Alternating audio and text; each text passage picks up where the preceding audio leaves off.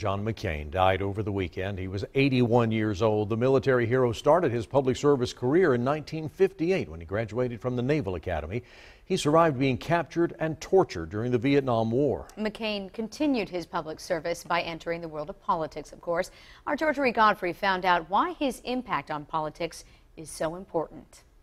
Flags here at the State House are lowered to remember Senator John McCain. Leaders say he'll be remembered for not letting politics get in the way of doing what was right.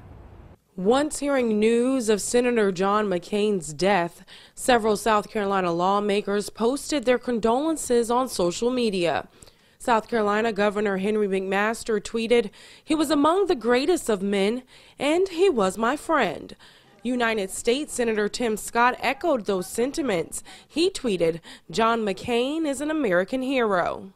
He told you what he thought, not what he was supposed to think, not what the party thought, but whatever was really his perspective on things. He almost treasured the notion that he was the maverick. A maverick, according to Webster's dictionary, is an independent individual who doesn't go along with the group, which seemed to be a trademark of Senator John McCain. He blended party lines that are often very divided. Among his close friends were Joe Biden and Ted Kennedy, and two Democrats, two very prominent Democrats.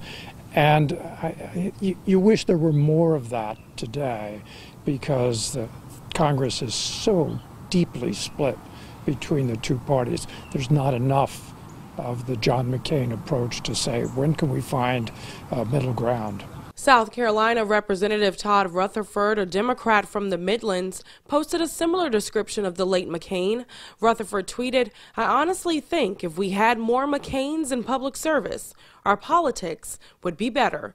Senator McCain was elected to the United States House of Representatives from Arizona in 1982. The Navy hero turned politician spent more than 50 years serving the American people. In Columbia, Georgia Godfrey, 7 News. He had such an impact on the people who met him. I know, Tom, you got a chance to interview him. On 3 occasions, I believe it was. Each time, he very friendly, but a straight shooter. And very, very serious about what he was doing. Yeah, it sure was. And McCain actually had quite an interesting history in South Carolina, too. In 2000, the Arizona senator lost the Republican primary in the Palmetto State, essentially ending his White House run. In 2008, though, a big win in South Carolina resurrected McCain's presidential run. He went on to lose to Barack Obama in the general election.